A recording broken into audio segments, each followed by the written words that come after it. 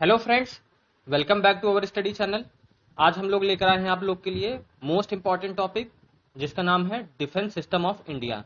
इसमें हम लोग मिसाइल्स के बारे में, एयरक्राफ्ट, सबमरीन, टैंक्स, डीआरडीओ, जितने भी डिफेंस सिस्टम से रिलेटेड चीजें हैं वो सारी डिस्कस करेंगे। इस टॉपिक से बहुत ही ज्यादा क्वेश्चंस आते हैं एग्जाम में। कई बार आप लोग को देखने को मिलता है बट आप लोग सही नहीं कर पाते हैं, बहुत बच्चों को प्रॉब्लम होती है। बट मैं आज बता रहा हूँ, ये वीडियो करने के बाद आप लोग को ये टॉपिक बहुत ईजी लगने लगेगा। तो चलिए बिना देरी करे हुए स्टार्ट करते हैं डिफेंस सिस्टम ऑफ इंडिया।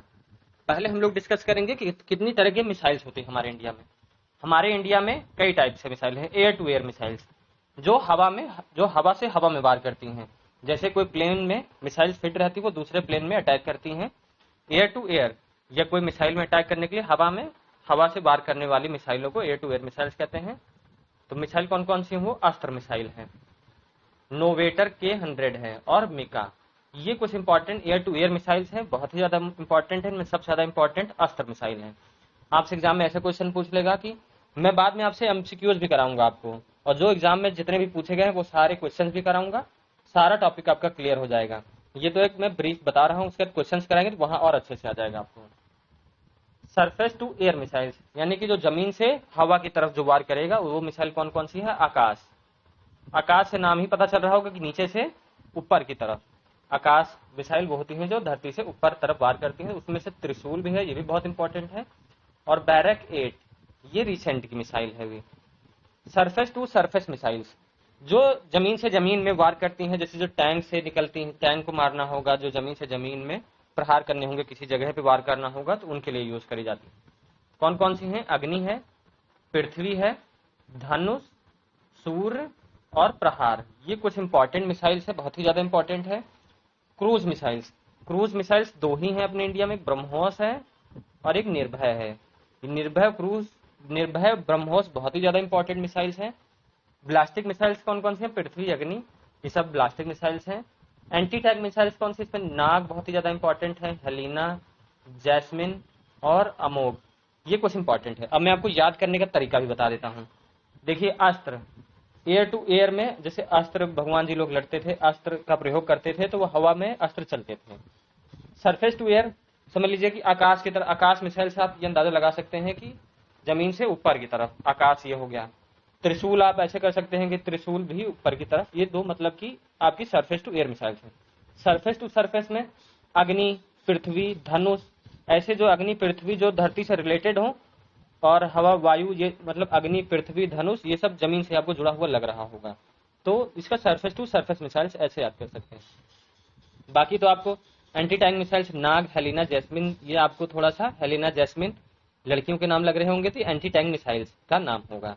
नाग तो बहुत इंपॉर्टेंट है, नाग आप लोग याद रखिएगा, एंटी टैंक मिसाइल है। अब हम आगे बढ़ते हैं, बात करेंगे भारत। ये तो मैंने हिंदी में कर दिया है, जिनको इंग्लिश में दिक्कत थी वो हिंदी में देख लेंगे, क्योंकि मेरा कंटेंट बाइलिंगुअल रहता है कि ताकि हिंदी इंग्लिश मीडियम वालों को दिक्कत ना हो। आगे हम लोग बात करेंगे aircraft carrier in India.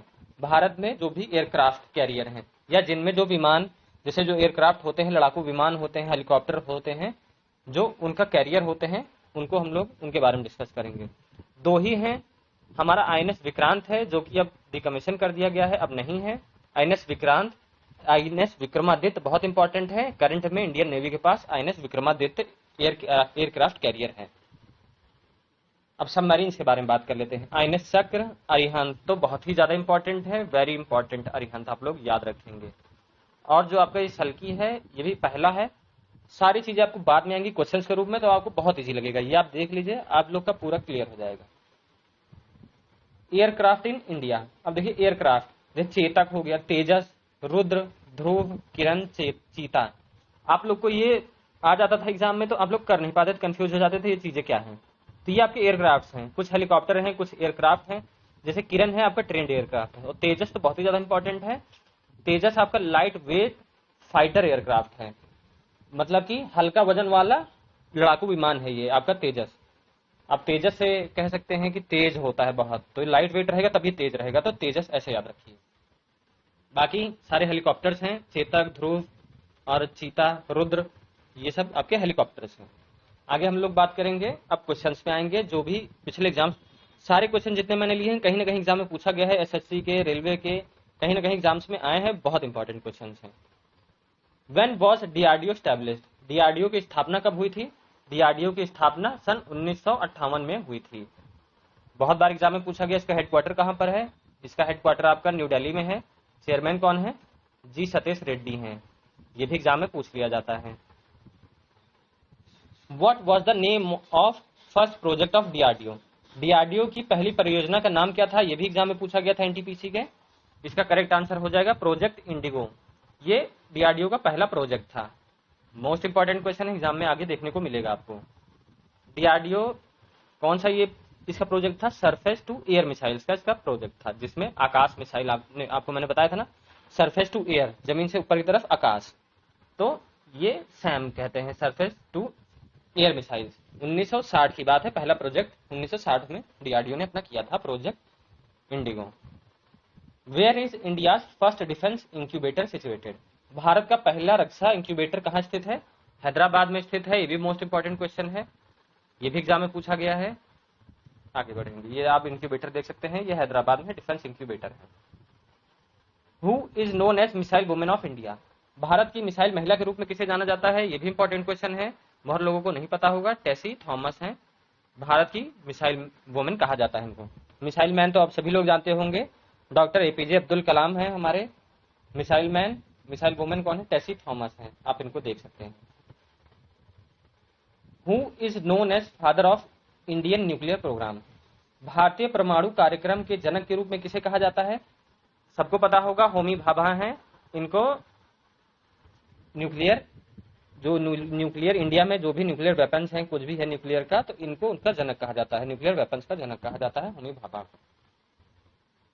Which was the code of India first nuclear bomb testing Pokhran 1, Bharat के पहले परमाणु बम परीक्षण पोखरण 1 का कोड क्या था? स्माइलिंग बुद्धा था। कई बार एग्जाम में आया है, ये आपका एसएससी में भी कई बार पूछा गया है, रेलवे में भी कई बार पूछा गया है। स्माइलिंग बुद्धा है, लोग लाफिंग बुद्धा भी करके आते हैं, कंफ्यूज हो जाते हैं। इसमें एग्जाम में ये भी पूछा जाता है कि किसकी प्राइम मिनिस्टरशिप में पहला न्यूक्लियर बॉम्ब टेस्टिंग हुई थी? पोखरण 1 किसके प्राइम मिनिस्टरशिप में हुई थी? करेक्ट आंसर हो जाएगा हमारे प्राइम मिनिस्टर इंदिरा गांधी के टाइम पर स्माइलिंग बुद्धा ऑपरेशन को हेल्ड किया गया था। पोखरण 2 की टेस्टिंग का क्या था आपका कोड? ऑपरेशन शक्ति इसका कोड था। आप लोग याद रखेंगे, दोनों में कंफ्यूज नहीं होंगे। पहले पोखरण टेस्टिंग का स्माइलिंग बुद्धा, दूसरे पोखरण टेस्टिंग का ऑपरेशन शक्ति कोड था। किसके प्राइम मिनिस्टरशिप में हुई है? आप लोग बताइए। पहली किसकी?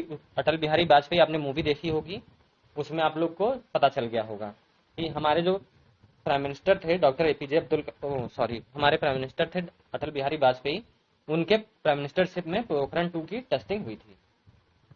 आप लोग को बता दूं, जिनका भी एनटीपीसी का एग्जाम है सीबीटी 2 का लेवल 2, 3, 5 का, उनके लिए हम लोग रामबाण लेके आए। लास्ट टाइम रिवीजन बूस्टर हम सारे एग्जाम्स के लिए लेकर आते हैं, जो आपके लिए बहुत ही हेल्पफुल रहता है। आपको एग्जाम्स में क्वेश्चन यहाँ से देखने को जरूर मिलेंगे। हमारा कंटेंट बाइलिंगुअल रहता है, सिर्फ जीके की बात हो रही है यहाँ पर, बाकी मैथ्स और आप लोग रीजनिंग वगैरह अपना तैयार कर ही चुके होंगे।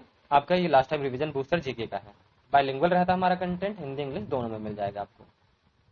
विच is India's long distance subsonic cruise missile, Bharat की लंबी दूरी की सबसोनिक क्रूज मिसाइल कौन सी है? ये भी आपका एग्जाम में पूछा गया है।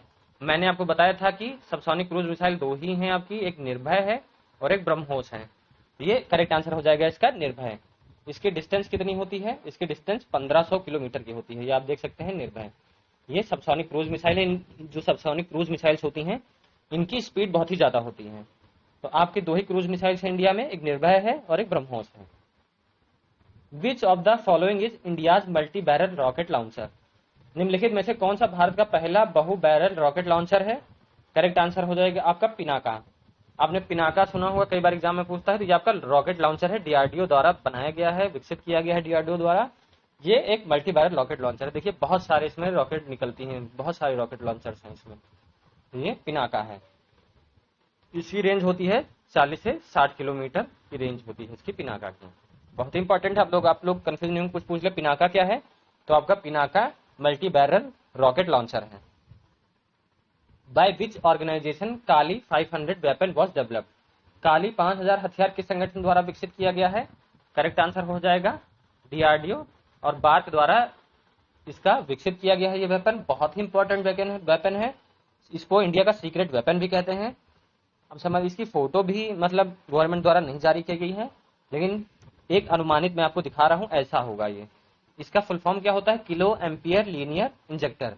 इसका काम क्या होता है कि जैसे भी कोई मिसाइल आएगी या कोई भी प्लेन एयरक्राफ्ट कुछ भी आएगा, तो जो इसकी रेस निकलेंगी वो उसको डिस्ट्रॉय कर देंगी। बहुत ही अच्छा वेपन है, कोई भी समझ एयर में ही सारी चीजें डिस्ट्रॉय कर देगा, धरती पे आने ही नहीं देगा, कोई डैमेज नहीं होगा। बहुत ही अच्छा वेपन है, सीक्रेट वेपन ऑफ इंडिया कहते हैं।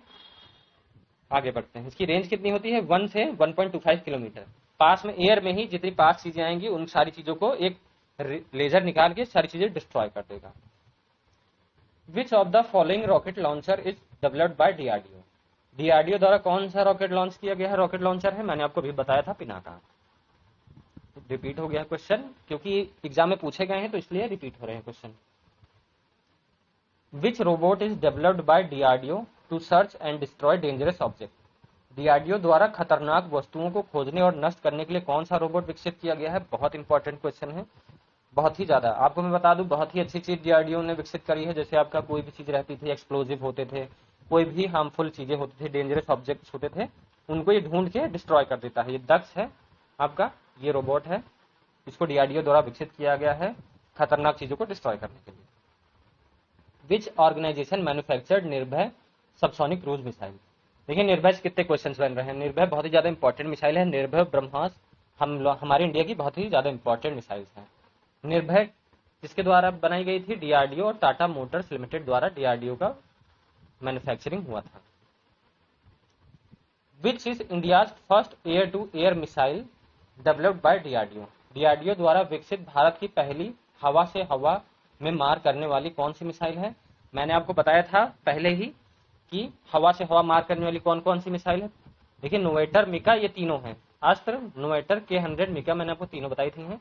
बट पहली कौन सी है? अस्त्र है आपकी। अस्त्र मैंने बोला था हवा में अस्त्र चलते थे भगवान जी के, तो अस्त्र आप लोग याद रखिएगा, हवा से हवा मार करने वाली मिसाइल्स हैं। आकाश मैंने बोला था, आकाश जो आपका है धरती से ऊपर की तरफ, समझ लीजिए कि सरफेस टू एयर मिसाइल। ये अस्त्र मिसाइल आप लोग देख सकते हैं, हवा से, ये एक प्लेन में फिट रहती है और प्लेन से ही निकलती है और हवा में ही डिस्ट्रॉय कर देती है कोई ऑब्जेक्ट होगा। Which is fastest missile in the world? दुनिया की सबसे तेज मिसाइल कौन सी है? करेक्ट आंसर हो जाएगा ब्रह्मोस। मैंने आपको बताया था ब्रह्मोस मिसाइल बहुत ही इंपॉर्टेंट है, इंडिया की दुनिया की सबसे तेज मिसाइल है। इसका काम क्या? देखिए किसके द्वारा मिलाकर बनाई गई है? ये इंडिया और रशिया द्वारा मिलकर ये मिसाइल विकसित करी गई है। इसका नाम दोनों नदियों पे रखा गया है, भारत के और रशिया के, जिसका नाम था इंडिया की ब्रह्मपुत्र और रशिया के जो नदी का नाम है मसौ। दोनों के नाम से मिलकर ब्रह्मोस मिसाइल का नाम रखा गया है और बहुत ही फास्टेस्ट मिसाइल है ये, इससे तेज कोई मिसाइल नहीं है। India's first indigenous aircraft carrier?